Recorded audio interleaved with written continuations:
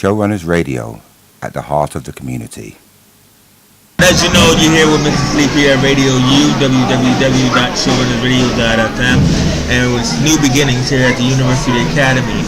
And talking here with a gentleman here that is representing the Oliver King Foundation, and I was asking him what it was all about, and he was telling me that he's trying to raise awareness about his son. So can you just tell me your name and what it is that you're here talking about? The Oliver King Foundation was founded with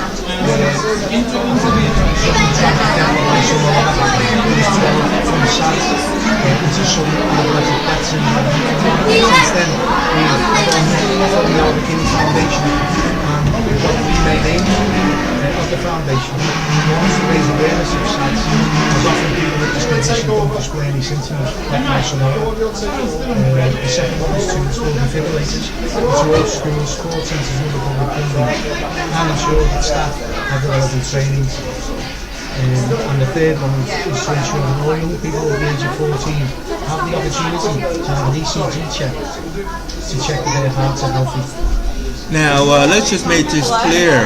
When you say SADS, you're talking about sudden arrhythmic death syndrome, and about like young people getting checked and everything. If you wanted to find out any more specific information about it, it's www.theoliverkingfoundation.co.uk. And can you just tell us what happened with Oliver? Well, on the 2nd of March 2011, it just started off like a normal day. Oliver on his own with the bed at 10. Always set the alarm at 7 o'clock in the morning, and come into our bed for a cuddle, and we'd sort the day out. He'd get up about 7:30, get them ready for school, drop them off to school at 8:30. I give him a kiss on that morning. I said, I'll see you later, sausage. He went off into school, which I think is the safest place for him. Yeah, definitely. And by 1 o'clock he had the phone call to say that Oliver had a cardiac arrest and I died in the pool in the school.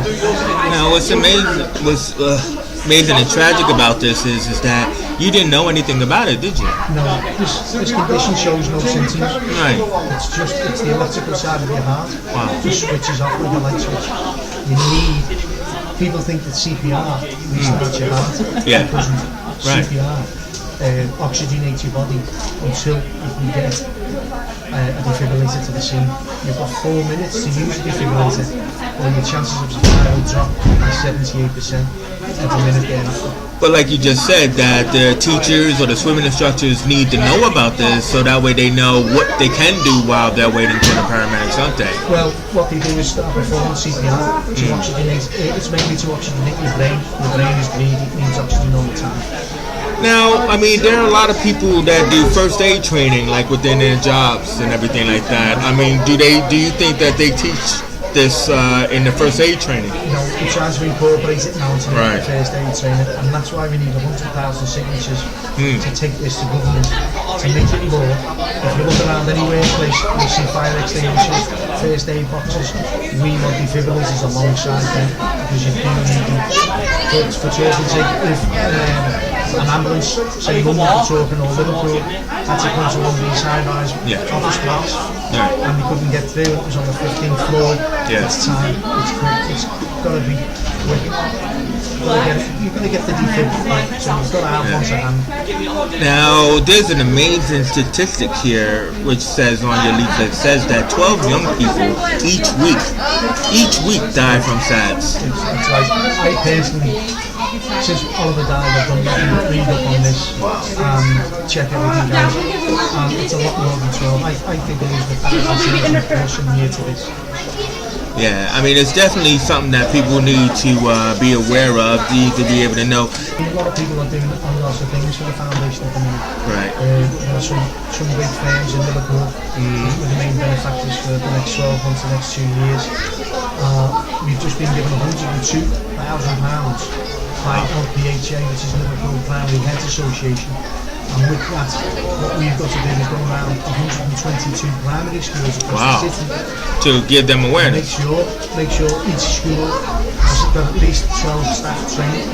And And each school is equipped with a defibrillator, so we're in the middle of that program as we speak.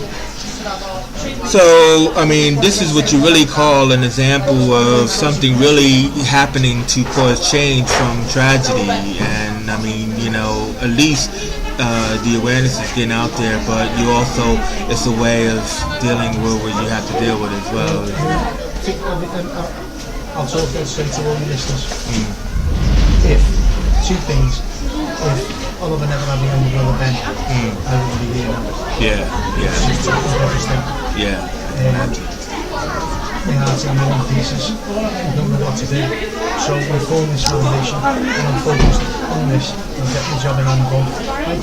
This foundation as a whole can stop other parents going through the devastation my family's gone through. All right. Well, what do you hope that people can do? I mean, I understand you want people to, sign this petition, and they could do that by going to www.theoliverkingfoundation.co.uk. You also have a Twitter at the OK Foundation. Yeah, I'm on Facebook as well.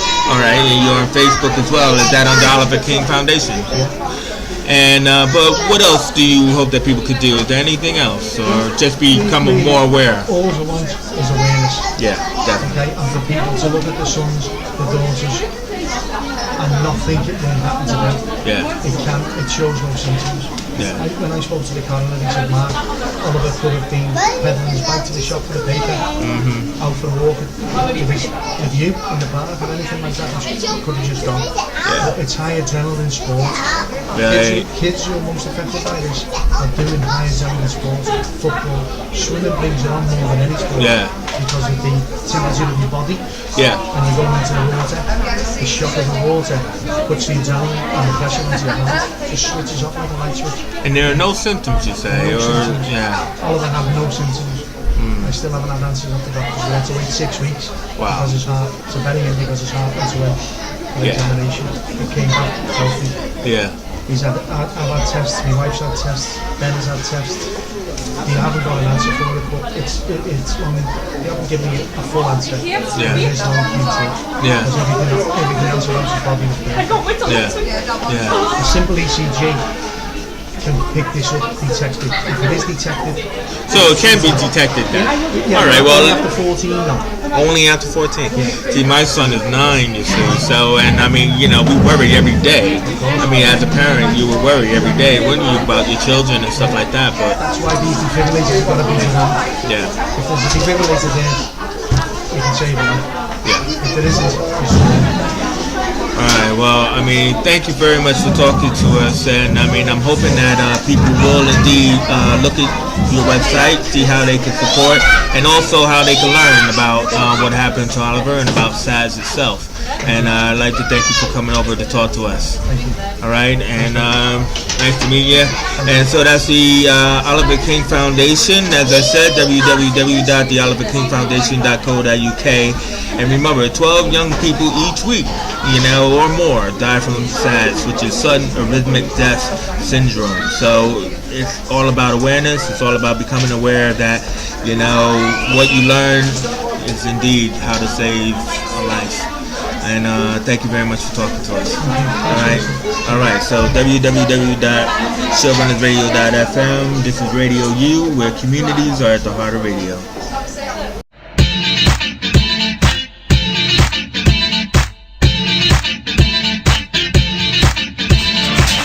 You are listening to showrunnersradio.fm.